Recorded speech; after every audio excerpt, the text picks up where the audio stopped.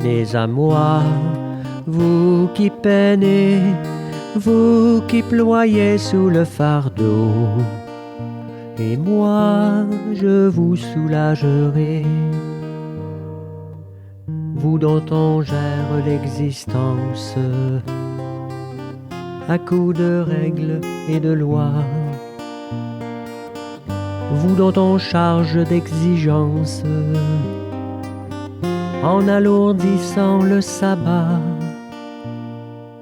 Venez à moi, vous qui peinez, vous qui ployez sous le fardeau, et moi je vous soulagerai. Trouvez repos dans ma parole, en ne le cherchant plus ailleurs, et mettez-vous à mon école. Je suis doué, humble de cœur. Venez à moi, vous qui peinez, vous qui ployez sous le fardeau, et moi je vous soulagerai.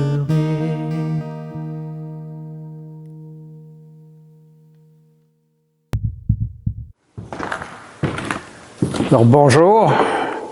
Et aujourd'hui, on est appelé à vivre une liturgie de la parole sans l'Eucharistie. On va donc nous préparer à vivre la présence du Seigneur dans sa parole. L'Eucharistie, c'est le centre même de l'Église.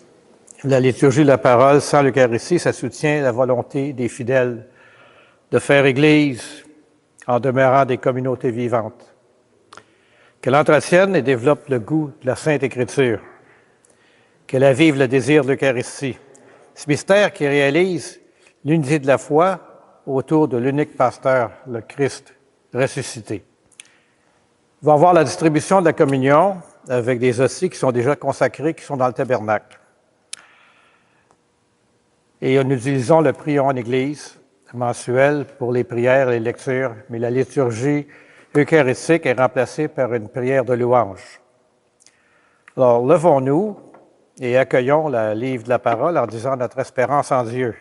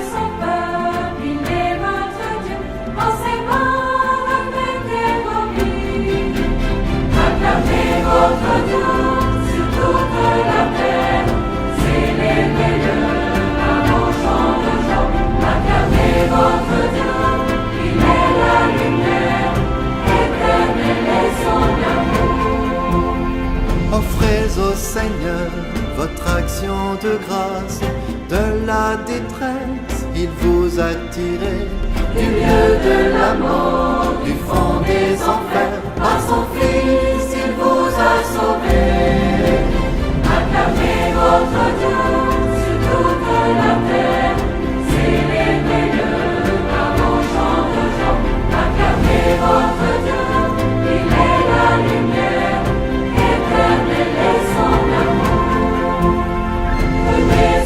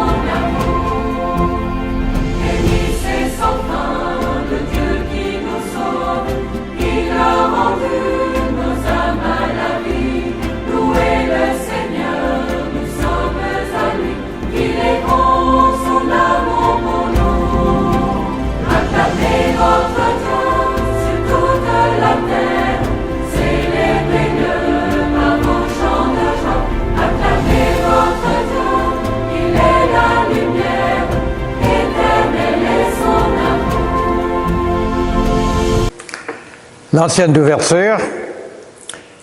Je t'appelle, toi, le Dieu qui répond. Écoute-moi, entends ce que je dis. Garde-moi comme la prunelle de l'œil à l'ombre de tes ailes. Cache-moi. Alors, nous sommes rassemblés ici dans la maison de Dieu, chez nous, au nom du Père et du Fils et du Saint-Esprit. Prions. Dieu éternel et tout-puissant, fais-nous agir pour toi d'une volonté ardente et servir ta gloire d'un cœur sans partage. Par Jésus, ton Fils, notre Seigneur, qui vit et règne avec toi dans l'unité du Saint-Esprit, Dieu pour les siècles des siècles. Amen. Alors, préparons notre cœur à cette liturgie de la parole. Seigneur Jésus, envoyé par le Père pour guérir et sauver les humains, prends pitié de nous. Ô Christ, venu dans le monde appeler toutes les pécheresses et tous les pécheurs, prends pitié de nous. Seigneur, élevé dans la gloire du Père, où tu intercèdes pour nous, prends pitié de nous. Nous allons maintenant écouter la parole de Dieu. Que cette parole soit toujours proclamée ici, en ce lieu, et qu'elle nous révèle le mystère du Christ. Lecture du 2e livre des Martyrs d'Israël. En ces jours-là, Éléazar était l'un des scribes les plus éminents. C'était un homme très âgé et de très belle allure. On voulut l'obliger à manger du porc en lui ouvrant la bouche de force. Préférant avoir la mort prestigieuse plutôt qu'une vie abjecte, il marchait de son plein gré vers l'instrument du supplice, après avoir recraché cette viande, comme on doit le faire quand on a le courage de rejeter, ce qui n'est pas permis de manger, même par amour de la vie. Ceux qui étaient chargés de ce repas sacrilège le connaissaient de longue date. Ils le prirent à part et lui conseillèrent de faire apporter des viandes dont l'usage était permis et qu'il aurait préparé lui-même. Il n'aurait qu'à faire semblant de manger les chairs de la victime pour obéir au roi. En agissant ici, il échapperait à la mort et serait traité avec humanité grâce à la vieille amitié qu'ils avaient pour eux. Mais il fit un beau raisonnement, bien digne de son âge, du rang que lui donnait sa vieillesse, du respect que lui valaient ses cheveux blancs, de sa conduite irréprochable depuis l'enfance, et surtout, digne de la législation sainte établie par Dieu. Il exprima en conséquence, demanda qu'on l'envoyât sans tarder au séjour des morts. Une telle comédie est indigne de mon âge, car beaucoup de jeunes gens croiraient qu'Éléazar, à 90 ans, adopte la manière de vivre des étrangers. À cause de cette comédie, par ma faute, il se laisserait égarer aussi. Et moi, pour un misérable reste de vie, je tirerais sur ma vieillesse la honte et le déshonneur. Même si j'évite pour le moment le châtiment qui vient des hommes, je n'échapperai pas vivant ou mort aux mains du Tout-Puissant. C'est pourquoi, en quittant aujourd'hui la vie avec courage, je me montrerai digne de ma vieillesse et en choisissant de mourir avec détermination et noblesse pour nos vénérables et saintes lois, j'aurai laissé aux jeunes gens le noble exemple d'une belle mort. Sur ces mots, il alla tout droit au supplice. Pour ceux qui le conduisaient, ses propos étaient de la folie. C'est pourquoi ils passèrent subitement de la bienveillance à l'hostilité. Quant à lui, au moment de mourir sous les coups, il dit en gémissant, « Seigneur, dans sa science sainte le voit bien, alors que je pouvais échapper à la mort, j'endure sous le fouet des douleurs qui font souffrir mon corps. Mais dans mon âme, je les supporte avec joie, parce que je crains Dieu. » Telle fut la mort de cet homme. Il laissa ainsi, non seulement à la jeunesse, mais à l'ensemble de son peuple, un exemple de noblesse et un mémorial de vertu. Parole du Seigneur.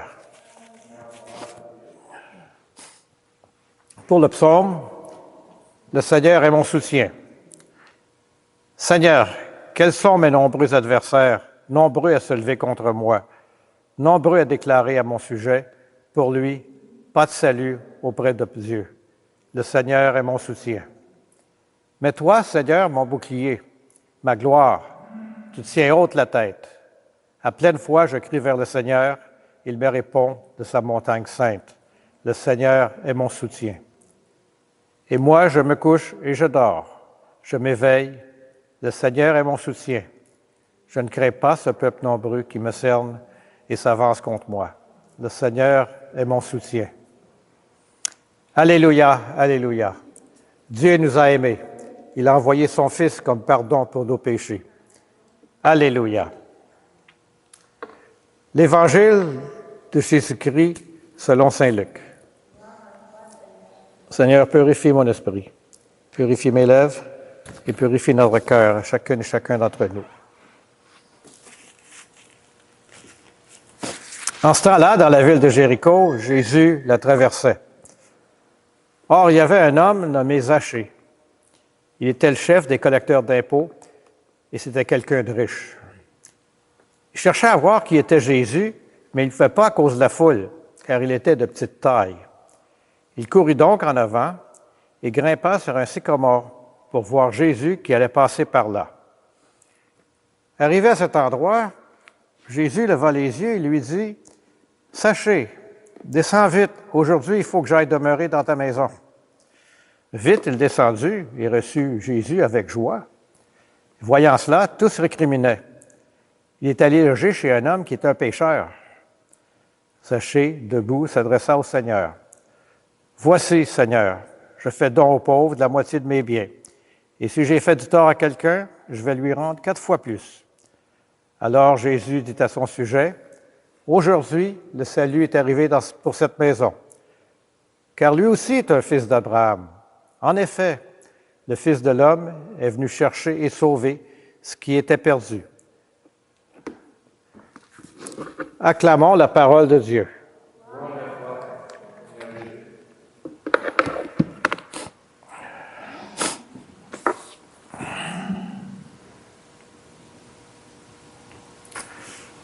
Alors, l'Évangile d'aujourd'hui nous propose la rencontre de Jésus avec Zachée à Jéricho. C'est une scène qui est célèbre, qui paraît presque enfantine, parce que le petit homme grimpant dans un sycomore est en réalité, c'est un trésor spirituel, c'est une grande richesse. Ça éclaire profondément notre foi, surtout quand on la met en dialogue avec le courage du vieillard Éléazar et la prière du psalmiste qui est assiégé. Zachée semble être tout sauf un modèle à imiter. C'est le chef des collecteurs d'impôts. Il est vu comme un traître, un pécheur publiquement connu, puis méprisé par ses concitoyens. Pourtant, c'est lui que Jésus vient chercher. Pourquoi? Bien parce que Zachée désire voir Jésus, désire l'accueillir dans sa maison. Ce désir, humble mais sincère, traverse la foule hostile et le pousse à vaincre sa petitesse, à grimper dans l'arbre. Puis par ce geste, il s'expose au ridicule. Il ne montre qu'aucun obstacle, ni la crainte des regards des autres, ni la conscience de son péché ne saurait arrêter un cœur qui cherche Dieu. N'est-ce pas là un premier enseignement? C'est souvent au cœur de nos faiblesses, quand on se sent petit, indigne, rejeté, que Jésus s'invite. Il ne cherche pas les parfaits, il vient chercher ceux qui ont le courage d'avouer leur soif, de reconnaître leur misère, de se hisser, même maladroitement, pour tenter de rencontrer Dieu. Puis en mettant ce texte en résonance avec le récit du vieillard Éléazar, le contraste, c'est pas la morale, mais la fidélité, la vérité du cœur. Éléazar, devant une pression extrême pour régner sa foi et manger de la viande interdite sous peine de mort, préfère tout perdre plutôt que de compromettre la loi de Dieu. Il refuse même une apparente échappatoire, car il sait que le scandale de sa situation, ça porterait d'autres à la chute. Sa vitalité coûte cher, mais elle témoigne de l'amour plus fort que la peur, l'honneur ou même la vie. Dans la faiblesse, comme dans la force, Zachée et Éléazar se rejoignent par ce mouvement du cœur qui fait passer Dieu avant tout. Chez l'un, la conversion jaillit du désir d'accueillir Dieu.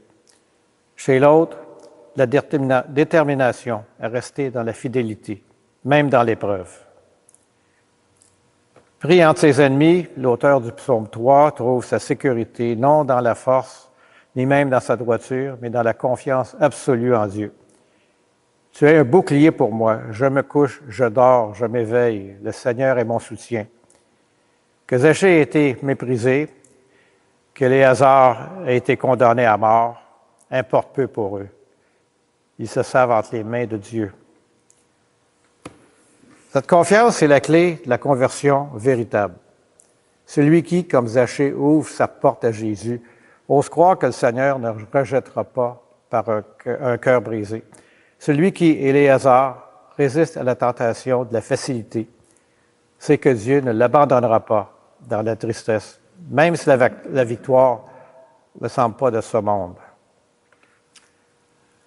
Lorsque Jésus entre dans la maison de Zachée, il ne fait pas seulement un geste de miséricorde, il provoque une transformation.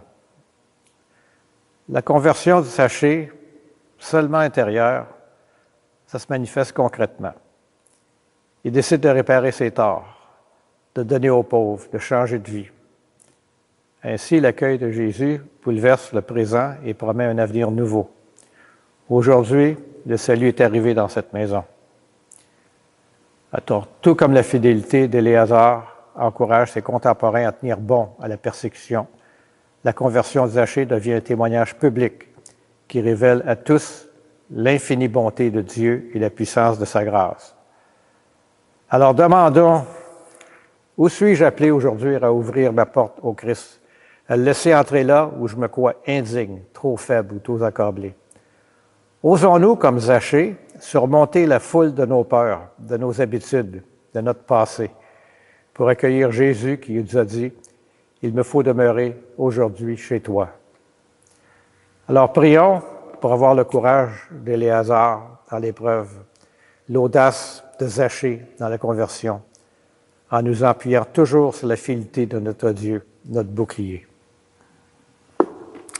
Alors prenons un moment de silence, puis laissons le texte, la parole de Dieu qu'on vient d'entendre faire écho dans nos vies personnelles.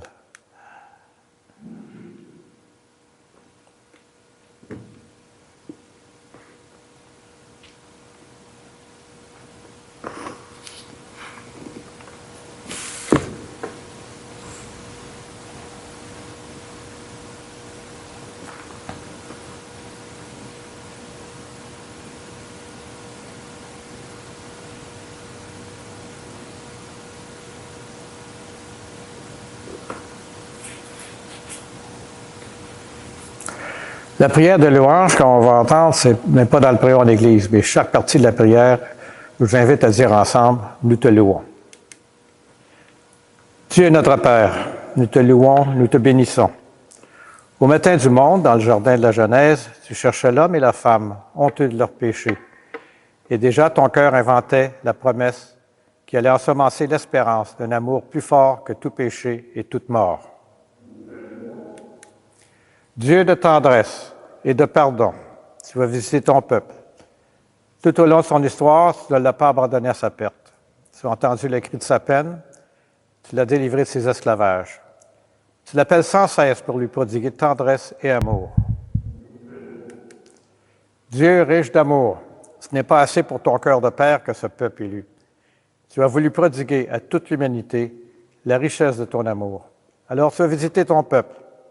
Penché sur Marie, ta créature, tu attendais le oui de la foi qui l'associe à ton œuvre de salut.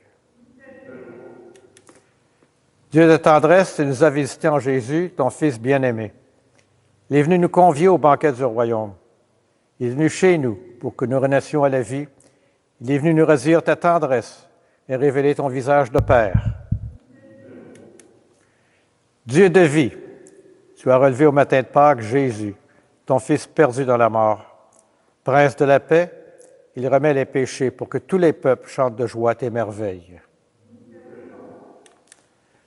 Dieu de fidélité, tu visites encore ton peuple aujourd'hui. Tu rassembles en un seul corps, par la force de l'Esprit, tes enfants dispersés.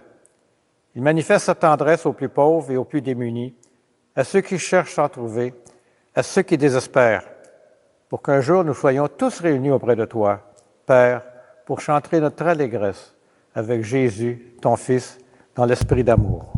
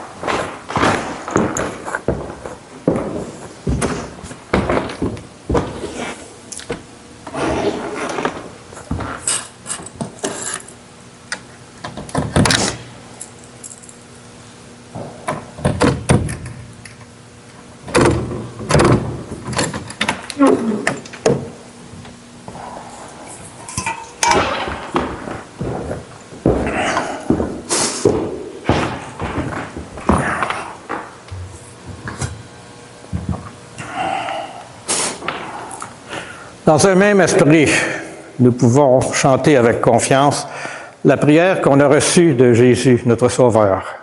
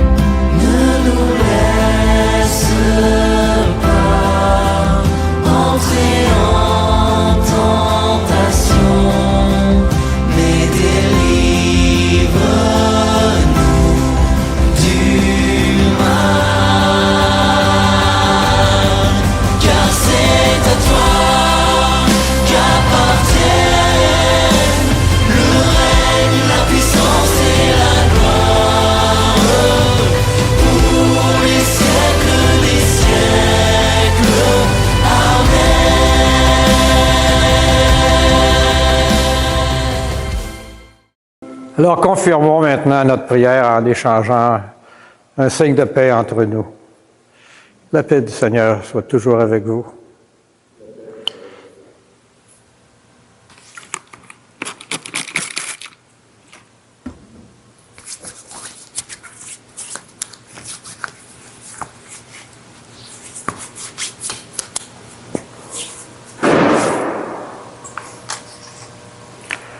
Après avoir reçu la parole de Dieu avec foi, partageons le corps du Christ et que cette communion nous unisse à toute l'Église qui se rassemble aujourd'hui à travers le monde pour proclamer la mort et la résurrection de Jésus-Christ. Il est l'agneau de Dieu qui enlève le péché du monde. Seigneur, je ne suis pas digne de recevoir, mais dis seulement une parole et je serai guéri. Dans l'ancienne de communion, le Fils de l'homme est venu pour donner sa vie en rançon pour la multitude. Le corps du Christ.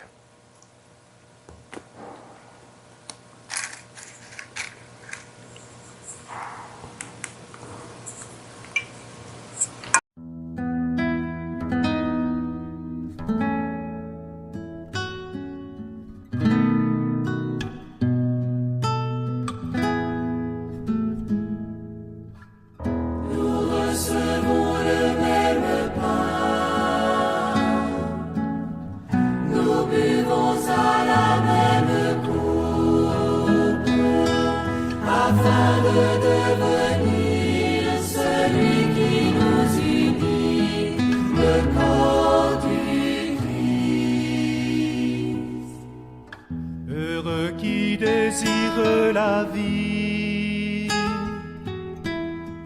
qu'il s'en approche et la reçoive.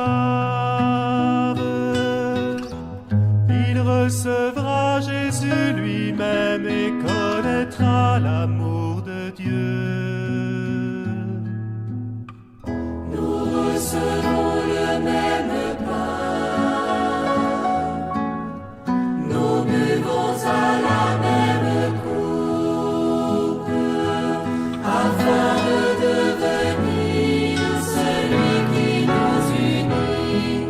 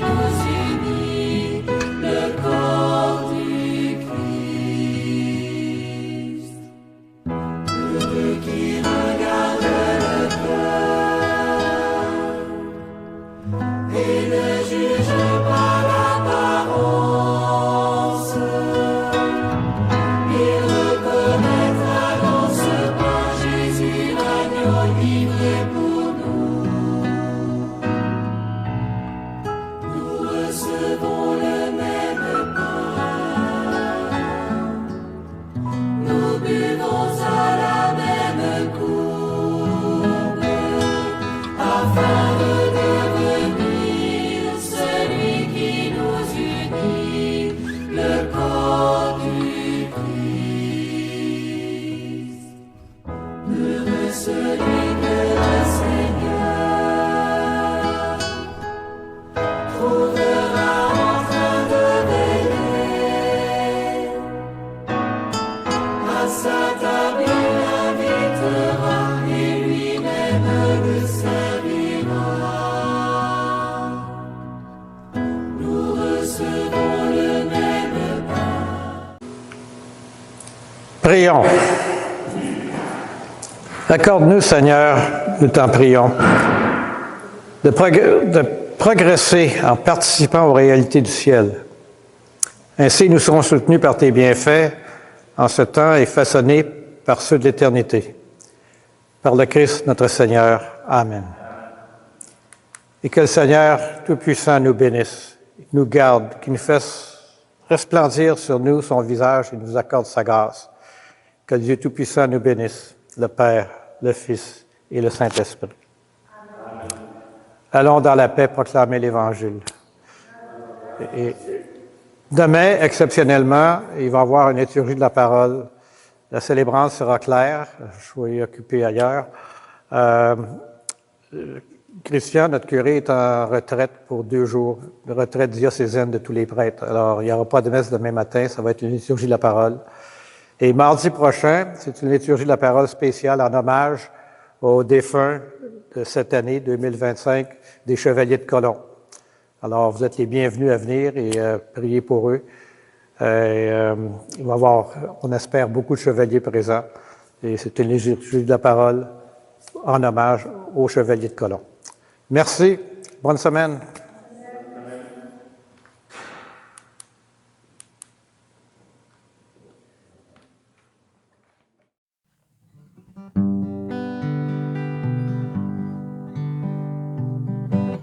Va plus loin, va plus loin. Même si tu te crois arrivé,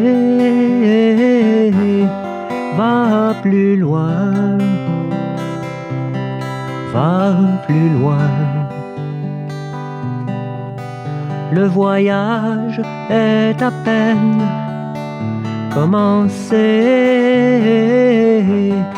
et la route est encore longue vers la fraternité et l'horizon de l'amitié.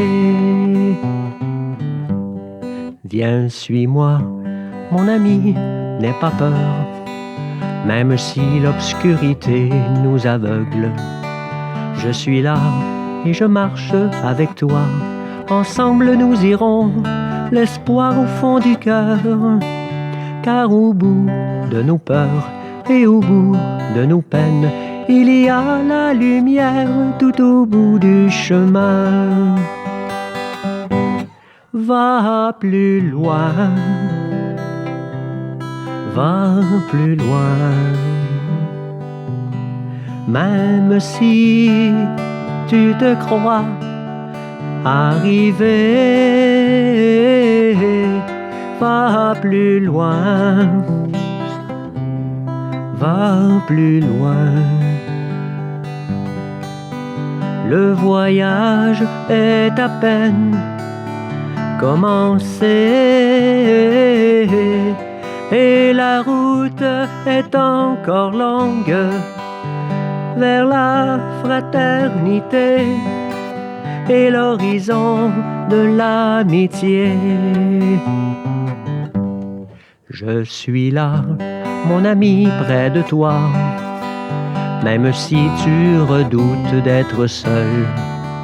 Je suis là et je marche avec toi. Je te donne la main pour aller sans faiblir. Et la joie dans le cœur, va, regarde plus loin. La lumière promise est au bout du chemin. Va plus loin, va plus loin. Même si tu te crois arrivé, va plus loin, va plus loin. Le voyage est à peine commencé et la route est encore longue vers la fraternité et l'horizon de l'amitié.